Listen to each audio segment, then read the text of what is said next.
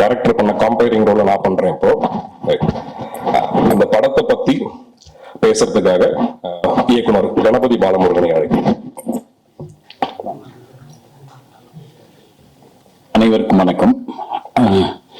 ரொம்ப நெகிழ்ச்சியா இருக்கு இந்த தமிழ் சினிமாவில் எனக்கு வாய்ப்பு கொடுத்த முதல் திரைப்பட தயாரிப்பாளர் சண்முகம், இரண்டாம் திரைப்பட தயாரிப்பாளர் ஜீவானந்தம், எல்லாவற்றுக்கும் மேலாக எனது தாய், எனது மனைவி, எனது குடும்பம், இவங்க எல்லாவற்றுக்கும் மேலாக எனது குருநாதர் சுசீந்திரன்.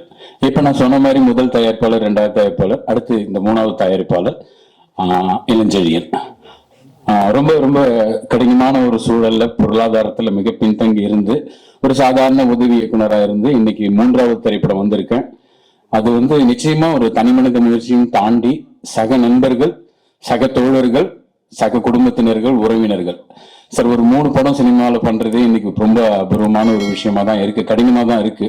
சிறிய படங்கள் தான் பண்றோம், ரொம்ப ரொம்ப சிறிய படங்கள் பண்றோம் அப்படின்ட்டு அந்த படம் தேட்டருக்கு வர்றதுல இருந்து அவ்வளவு பிரச்சனைகள் இருக்கு. எல்லா கடினமான காலங்களையும் கடந்து இந்த நிலைக்கு நான் வருவதற்கு காரணமா இருந்த அத்தனை நல்ல இதயங்கள், அது ஜிபேலே என் வாழ்க்கை நடந்துட்டு இருந்துச்சு. அப்படி ஒரு நல்ல இதயங்கள் இருக்காங்க. நைட்டு 12 மணிக்கு 1 மணிக்கு எல்லாருடைய வாழ்க்கையும் அப்படிதான் இருக்கு. ஸோ இந்த நிமிஷம் வரைக்கும் எனக்காக உதவிய அத்தனை நல்ல இதயங்களுக்கு நன்றி கூறிட்டு நான் இந்த திரைப்படத்தை பத்தி பேசுறேன். பைக் டாக்ஸி ரொம்ப ஸ்ட்ராங்கா இருப்போம். இந்த ஷூட்டிங்கே போல டிசைன் பண்ணியிருக்கோம். ஸோ ஷூட்டிங்கே போல இந்த படத்தோட கதையை கூட எங்களால ரொம்ப தைரியமா சொல்ல முடியும். ஏன்னா எங்கள் எண்ணம், எங்கள் சிந்தனை இன்னொரு இயக்குனருக்கு கண்டிப்பா வராதுன்றதுல பெரிய நம்பிக்கை இருக்கு.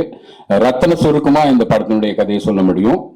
ஒரு ஃபீமேல் பைக் டாக்ஸி ரைடர் வித்யா அப்படின்ற பெண் ஒரு நாள் தன்னுடைய பயணத்தை ஆரம்பிக்கிறாங்க.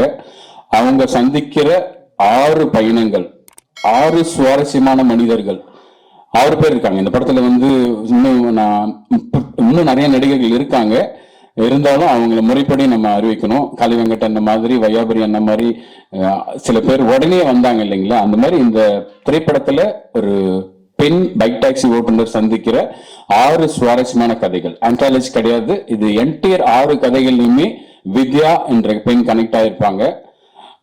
நவரசங்களை தாண்டி அத்தனை ஒரு விஷயங்களையும் குணாதிசயங்களையும் பிரதிபலிக்கிற ஒரு அற்புதமான கேரக்டர். ஸோ ஒன் டேல நடக்கிற இன்சிடென்ட் 6 கதைகள், அருமையான கதைகள் இருக்கு.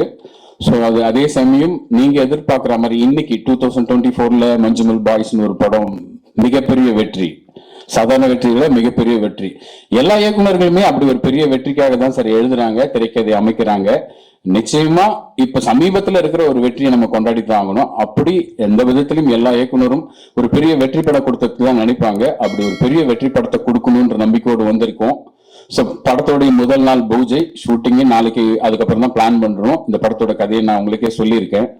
ஸோ நம்பிக்கை இருக்கு. மிக மிக மிக நேர்மையாக எழுதப்பட்ட கதை பார்வையாளர்களை சுவாரஸ்யப்படுத்தும் என்பதுல எங்களுக்கு எந்த விதமான டவுட் எல்லாம் கிடையாது. ஸோ இந்த வாய்ப்பிற்கு எனக்கு உதவிய அத்தனை இதயங்கள், யாராவது பேர் சொல்ல மறந்துட்டாலும் பரவாயில்ல, அதுக்குதான் சொன்னேன், அத்தனை நல்ல இதயங்களுக்கும் நன்றி கூறுகிறேன். இந்த திரைப்படத்தின் மூலமாக நிச்சயமாக ஒரு தேர்ந்த மிக சிறந்த இயக்குனராக என்னுடைய பயணம் இருக்கும். அதுக்கு என்னுடைய அத்தனை உறவுகளுக்கும், திரையுலக சொந்தங்களுக்கும், திரையுலக நண்பர்களுக்கும், உறவுகளுக்கும், நண்பர்களுக்கும் நன்றி. நிச்சயமா அதாவது என்னுடைய உரை எல்லாமே நன்றி உரையாக தான் இருக்கும் பாத்தீங்கன்னா.